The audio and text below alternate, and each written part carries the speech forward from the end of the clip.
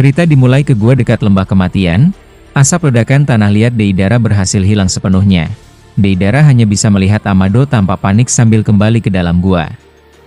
Amado berdiri dengan setelan jasnya yang sedikit terkoyak, memegangi kepalanya yang terus berdenyut parah, akibat transmisi batin dari pemimpin ras Otsutsuki Ryuzan. Deidara terbang melayang di atas burung tanah liatnya, menatap Amado dengan curiga. Dia berkata, "Sakit kepala ya? Tapi aku pikir bahwa kau tampaknya berbicara dengan seseorang." "Siapa yang sedang berbicara di dalam kepalamu itu, Amado? Dan kenapa tubuh manusia biasamu sama sekali tidak terpengaruh oleh hilangnya oksigen di planet ini?" Nah, karena Deidara tadi beritahu soal Amado ini seperti apa, dia murni jadi orang yang polos dan tak tahu apapun tentang Amado. Tapi meskipun begitu, Amado tetap luar biasa seperti Kawaki, yang masih bisa bernafas menggunakan kemampuan karma yang telah dia kembangkan. Mendengar itu, Amado mencoba membalas ucapan Deidara, setelah dia barusan memutuskan komunikasi batin tersebut secara paksa, sebab Amado sedikit khawatir setelah keberadaannya diketahui oleh ras Ryuzan. Amado menoleh ke arah Deidara sambil berkata, "Kalian para shinobi Edo Tensei, tidak akan pernah memahami sejarah ratusan ribu tahun yang lalu. Kau tidak tahu apa-apa tentang diriku. Lebih baik kau kembali ke Konoha dan menyelamatkan orang-orang di sana. Aku ada urusan penting yang harus aku atasi, jadi berhentilah menggangguku untuk sementara waktu." Deidara di situ kemudian bertanya, "Tunggu, jawab dulu pertanyaanku berikutnya. Mau kau apakan tubuh Koji itu? Mengapa dia terikat oleh sesuatu? Dan cukup jelas bahwa kau sepertinya menculiknya secara paksa." Amado tidak menanggapi ucapan Deidara. Dia hanya mengambil satu batang rokok di sakunya, kemudian membakarnya lalu mengisapnya dengan tenang. Tarikan rokok berikutnya, asapnya dihembuskan tepat di depan Deidara. Itu membesar layaknya sebuah kabut, sehingga langsung mengganggu penglihatan Deidara. Ketika Deidara perlahan bergerak ke sana, Amado sudah menghilang bersama tubuh Kashin Koji. Deidara pun terbang meninggalkan itu, lalu menyusul ke Kankuro yang tak jauh dari gua tersebut, mencoba menolongnya karena Kankuro mulai kehabisan nafas. Deidara kemudian terkejut, setelah melihat hampir seluruh pasukan aliansi di situ, banyak yang sudah tewas. Kankuro di situ sedang dijaga Darui sang Raikage kelima, tetapi dia juga sedang mengalami hal yang sama. Darui berkata, "Komunikasi saat ini terputus total. Tampaknya oksigen hilang bukan hanya di sini." Deidara berkata, "Ya, dan sepertinya Edo Tensei sepertiku tidak terpengaruh sama sekali. Ayo kembali ke Konoha, aku akan membawa kalian semua menggunakan burung seniku." Akhirnya, Kankuro Darui dan pasukan divisi pengintai yang tersisa, kini dibawa terbang oleh Deidara kembali ke pusat pengungsian di Konoha. Sementara itu, adegan beralih ke planet Otsutsuki bangsawan di sana. Kakak kandung ibu Momoshiki di situ, menyuruh kedua dewa Otsutsuki itu kembali ke sini. Dia langsung mengaktifkan jutsu. Jutsu itu mirip Shintensin milik klan Yamanaka, sebuah jutsu yang bisa berkomunikasi dari jarak yang jauh. Nah, kedua dewa Otsutsuki pemberontak di bumi, langsung merasakan cakra dari kakak ibu Momoshiki. Dia berkata, "Tahanlah, jangan dulu meratakan planet itu. Segera kembali ke sini, kita perlu membicarakan strategi penting, serta menyaring beberapa dewa Otsutsuki lain di sana, yang sepertinya sudah mulai memberikan pendapat mereka sendiri." Dewa Otsutsuki pengendali poros takdir kuno itu menanggapinya, "Baiklah, itu sesuatu yang bagus.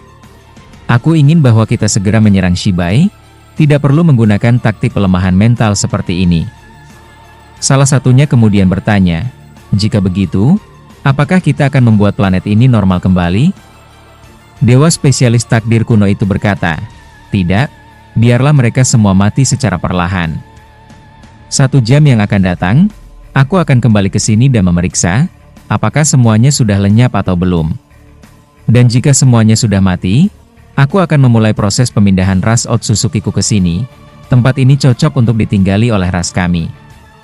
Kemudian, kakak kandung ibu Momoshiki di planet Otsutsuki bangsawan, langsung mengaktifkan jutsu lain lagi. Seketika 2 pohon cakra besar muncul di depan mereka semua. Dia berkata, "Planet ini akan jadi markas utama kita. 2 pohon cakra ini sebagai tempat kita berunding, dan mengurus segala hal tentang perang ke depannya. Kita harus saling koordinasi di sini. Dan kalian para bangsawan, kalian akan jadi pasukan paling depan dalam kampanye perang ini." Otsutsuki bangsawan ras Urashiki tidak terima, dia langsung berkata, "Apa sebenarnya ini? Kami tidak harus jadi budak kalian demi ambisi kalian menjatuhkan Shibai. Kami memiliki hak, sebab planet ini merupakan peninggalan dari leluhur kami." Kakak kandung Ibu Momo memarahinya dengan berkata, "Leluhur kalian itu juga merupakan leluhur kami. Itu tidak ada bedanya sama sekali. Jangan beralasan seperti itu. Sejak awal kalian sudah banyak melakukan kecerobohan." Nah, adegan kembali ke bumi. Setelah kedua Dewa Otsutsuki itu berbicara dengan kakak Ibu Momoshiki, Dewa Otsutsuki yang lengan kanannya tumbuh kembali, langsung berbicara ke Boruto dengan berkata, "Bocah Jogan, kau mampu memotong lenganku dengan memadukan teknik Otsutsuki ras Urashiki, maupun angin sebuah rotasi planet. Tapi tubuh manusia rapuhmu itu sudah berada di batas kehancuran." Boruto kaget dan berkata, "Dari mana kau mengetahui tentang putaran jutsuku?" "Rotasi planet Uzuhiko. Dari mana kalian mengetahui itu?" Dewa tersebut menjawab, "Sebenarnya aku tidak tahu jenis kekuatanmu, tetapi cara eksekusinya sama dengan jutsu milik seseorang yang kukenal. Dan bolehkah aku bertanya, karma di tanganmu itu, berarti itu merupakan milik karma dari Otsutsuki ras Urashiki? Sebab kail pancing yang sebelumnya kau gunakan, itu merupakan kepunyaan dari salah satu sahabat kami. Dia bagian dari ras bangsawan tertinggi." Urashiki yang sebelumnya keluar dari tubuh Boruto, langsung muncul melalui portal tepat di samping Boruto maupun Sarada sambil berkata, "Yah, itu adalah karmaku." Kedua dewa langsung berkata, "Kau sama sekali tidak punya harga diri. Kini kau hanya berharap kehidupan dari manusia ini untuk tetap hidup. Kau membuat malu ras Urashiki, yang dikenal sebagai pelopor pertama Matahari Negan." Urashiki hanya tersenyum sambil berkata, "Itu tidak masalah, lagi pula mereka juga tidak pernah peduli kepadaku. Aku hanya ingin membantu anak ini." Kemudian, Boruto mulai perlahan goyah kembali, setelah dia menahan nafas sudah terlalu lama. Penggunaan Jogan tahap 8 tanpa pasokan oksigen alami, membuat pembuluh darah di kepalanya nyaris pecah. Sarada yang juga sedang menahan nafas, menyuruh Boruto untuk kembali ke ayahnya di sana, daripada bertahan di sini dalam keadaan tak berdaya. Urashiki yang melihat Boruto tampak merasakan sakit, serta nafas yang mulai melemah, Urashiki langsung berbisik padanya dengan berkata, "Boruto, dengarkan aku baik-baik. Sebelumnya aku mengatakan padamu tentang Amado, melakukan sesuatu ke tubuhku, dan membuat cakraku tidak bisa bertahan lama untuk membantumu. Ada semacam racun pengunci cakra di aliran cakraku. Jika aku memaksa mempertahankan wujudku untuk membantumu, cakra regenerasimu akan berhenti total. Ini akan berdampak langsung pada ketahanan tubuhmu tanpa oksigen sama sekali. Aku akan menyebarkan seluruh sisa cakra Rinneganku untuk mengunci gerakan dua dewa ini selama 10 detik. Gunakan 10 detik itu untuk melepaskan serangan Uzuhiko Jogan, searah lurus ke inti cermin Shinjutsu di langit di sana. Kau harus memecahkan penyegelan ini dari dalam, atau tidak akan ada satupun dari kalian yang akan selamat." Sebelum Boruto sempat membantah, aura cakra milik Urashiki meledak keluar dari tubuh Boruto. Itu kemudian membentuk proyeksi raksasa, sebuah rantai cakra yang seketika bergerak cepat seperti kilat, membungkus leher dan tubuh kedua dewa Otsutsuki pemberontak di udara. Kedua dewa juga terkejut setelah muncul sekitar 5 kubus besar di atas mereka. Itu adalah Kawaki, dia kembali lagi setelah sebelumnya terhempas ke pagar pembatas desa Konoha. Namun, baik Urashiki, Boruto, Sarada maupun Kawaki, mereka terkejut melihat ekspresi kedua dewa malah tetap hanya tersenyum. Salah satunya berkata, "Ini benar-benar menarik. Kemampuan kombinasi kalian berada di jalur yang benar. Tapi, kami harus kembali, kami harus berkumpul dan membahas sesuatu yang penting. Sampai jumpa lagi bocah, kita akan bertemu kembali." Kedua dewa Otsutsuki itu menghilang, membuat rantai cakra Urashiki jadi sia-sia, dan kubus besar Kawaki jatuh tak menimpa apapun. Boruto di situ langsung jatuh berlutut, setelah nafasnya tinggal di ujung tenggorokannya. Kawaki menghampirinya, Urashiki masuk kembali ke dalam tubuh Boruto. Kawaki lalu membawa terbang Boruto, mereka semua pergi ke tempat Narusasu maupun Himawari, di area tenda darurat di sana. Mereka pun tiba di situ, Naruto terkejut melihat Kawaki menggendong Boruto. Himawari kemudian menarik Boruto, Sarada, dan Kawaki masuk ke dalam mode cakra kuramanya. Angin Rasengan Naruto masih ada di dalamnya. Boruto akhirnya perlahan-lahan menghirup udara tersebut dan kembali normal walaupun tidak 100%. Boruto duduk dan bertanya, "Kemana Paman Sasuke pergi, Ayah?" Naruto menjawab, dia sedang pergi menyelamatkan pasukan aliansi, yang kemungkinan besar belum sempat diselamatkan. "Oh ya? Bagaimana dengan dua Dewa Otsutsuki yang kalian hadapi? Kemana mereka dan mengapa kalian sudah kembali ke sini?" Boruto di situ kesal. Dia menanggapi ayahnya dengan berkata, "Mereka melarikan diri. Sepertinya ada hal penting yang sedang mereka lakukan." "Yang membuat aku kesal, mereka tidak melepaskan Shinjutsu itu, Ayah. Kita tetap tidak bisa keluar dari sini menggunakan portal karmaku, maupun beberapa teknik Jikukan no Jutsu lainnya." Nah, di momen ini, akhirnya Eida sudah mulai pulih kembali.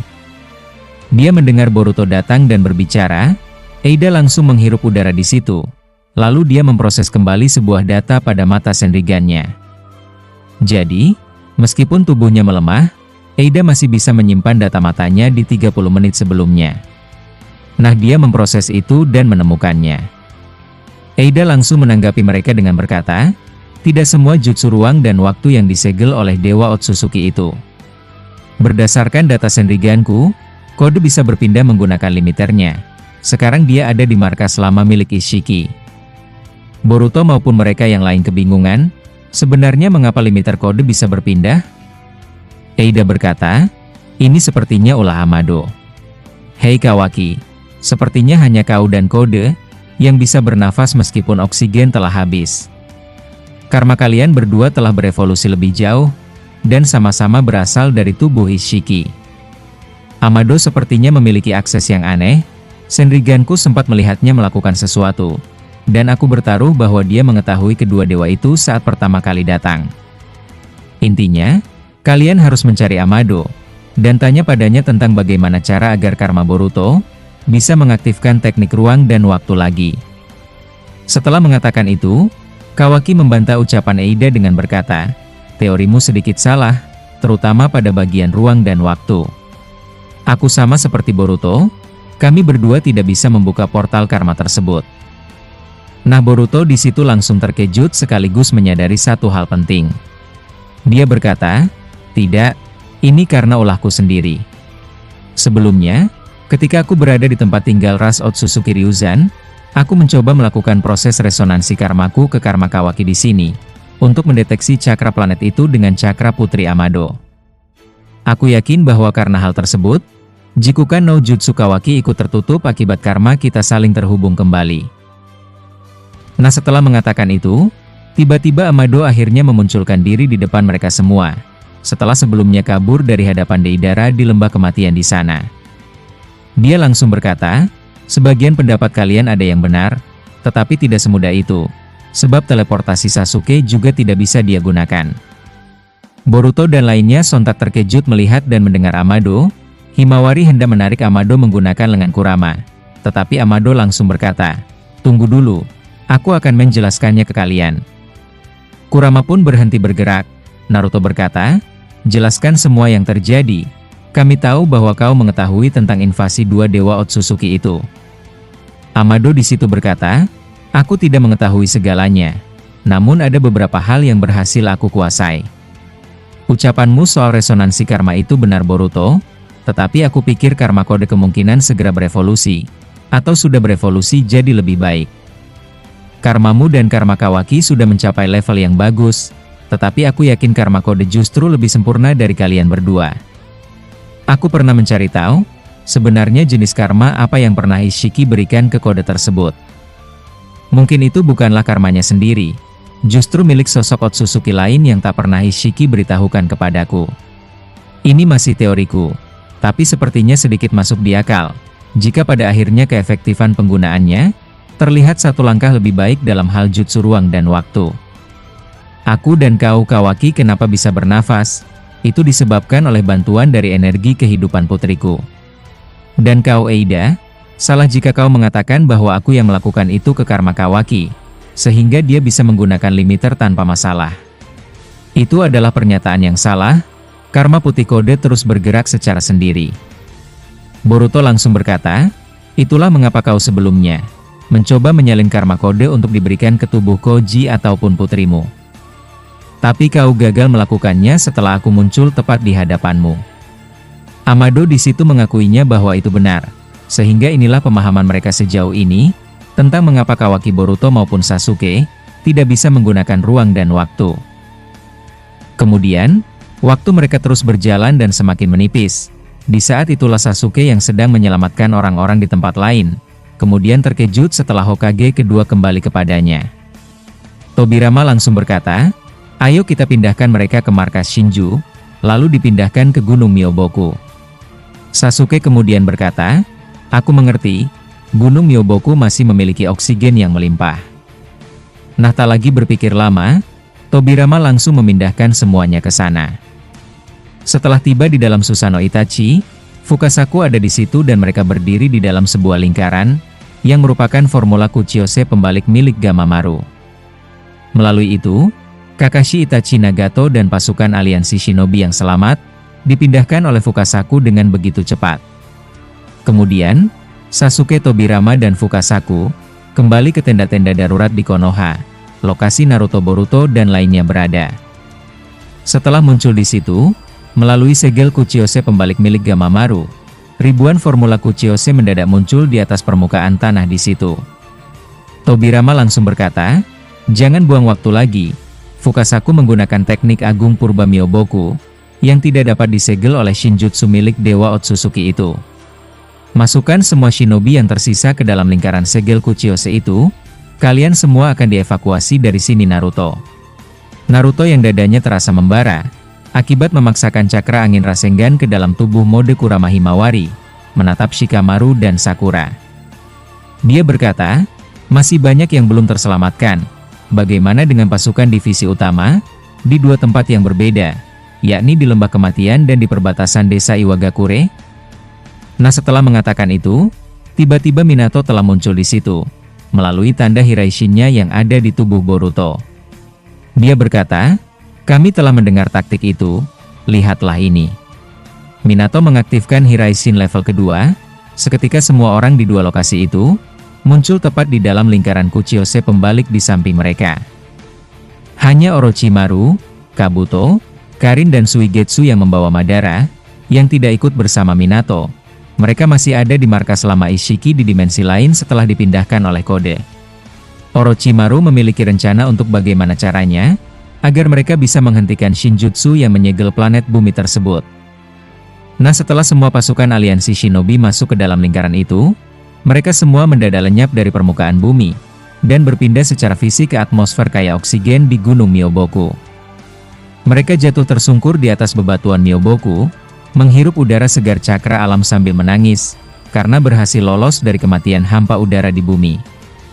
Penyelamatan ini benar-benar jadi salah satu momen yang epik, sebab meskipun Boruto maupun Kawaki karakter utama, dan mempunyai kemampuan Otsutsuki yang luar biasa, tapi mereka tidak berdaya, dan kali ini gelar pahlawan harus diberikan kepada kata Fukasaku. Kemudian, mereka mulai membangun tenda-tenda di situ.